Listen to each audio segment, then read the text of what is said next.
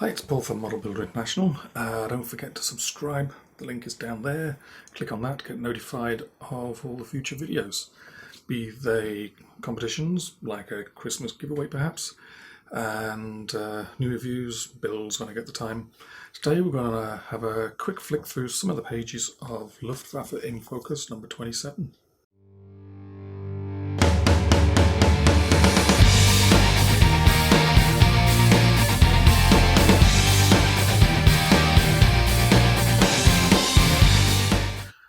Okay, so let's have a look inside the magazine. This is Luftwaffe in Focus, edition number 27.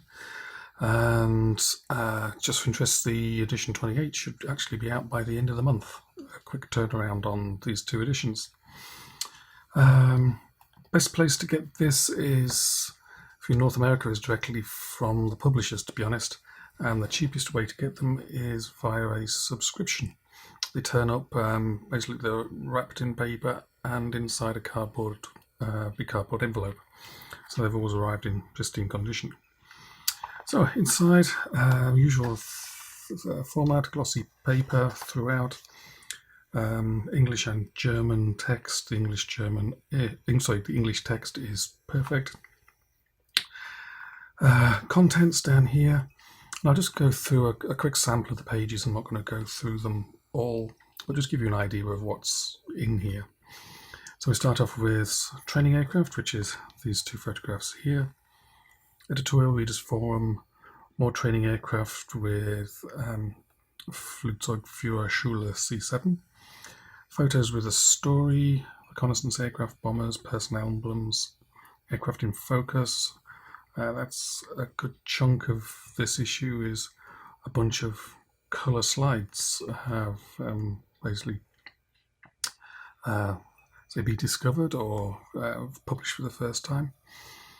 Documents, fates, another 10 pages or so on there. I'll talk about when we get to it. Unusual, unknown emblems and seaplanes. So, as before, an editorial from Axel. Readers forum, basically updates on previous magazines, new photographs of the same subjects, or more new information about those subjects. Here's a new photograph. That thing there, that's actually an outside toilet. Then training aircraft. Aircraft of Flugzeugführerschule C7. And then there's an article on, if you remember Hauptmann Bear's lion emblem, sort of finally the truth has come to light about exactly where that emblem came from. And there's a colour photograph as well there, so that's pretty neat. So read that one and you'll find where that's from. Jump over the bit about reconnaissance aircraft. Person emblems, the story behind Lily Marlene, that song. This is the whole story of where that song came from. It was actually a bit of a flop when it first came out, and it was a radio station in Yugoslavia that somehow started the ball rolling. But anyway, it became the song that we know now. Then we move on to the chunk about all these colour photographs. This is just one of them. There's a whole pile of colour photographs in here that have never before been published.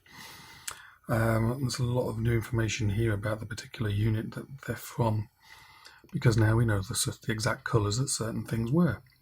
So there's a ton of information there about things. Then we'll jump forward. A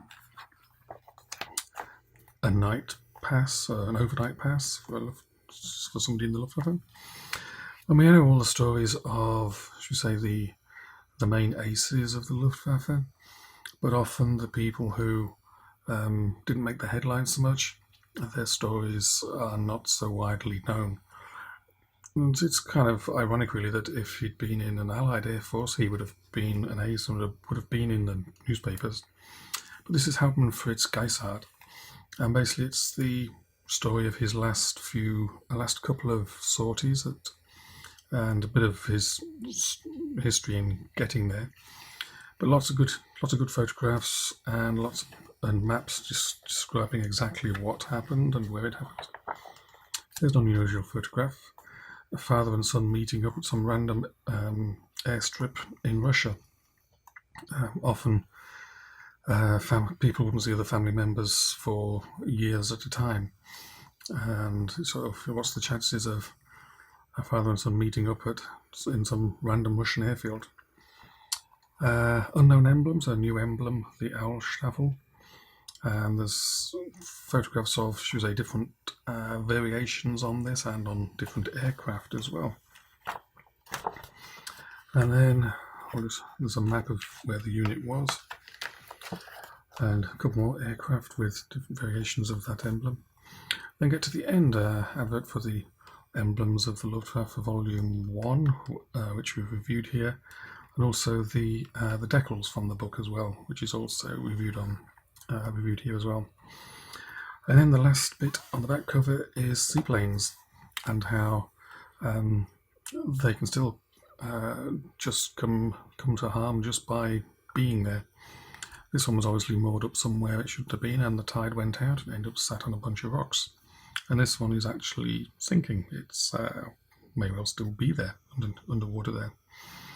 So as it says, 54 pages in total. There's a link underneath to the website, and there's a list there of all the different topics and how many images and so on there is. But there's a bunch of maps, a lot more colour photographs than usual, 50-odd black and white photographs. Like I said, they're all previously unpublished. You'll never have seen them anywhere else. Like I said before, the best place to get these, to be honest, is direct from the publisher. Their price is as good as you'll find anywhere else. And if you get it from a subscription, you'll get it cheaper than you can find it anywhere else. And they do subscriptions in lots of in threes. So 3 magazines is like a subscription batch. And that's about it. So look forward to seeing edition number 28, probably in about a month's time.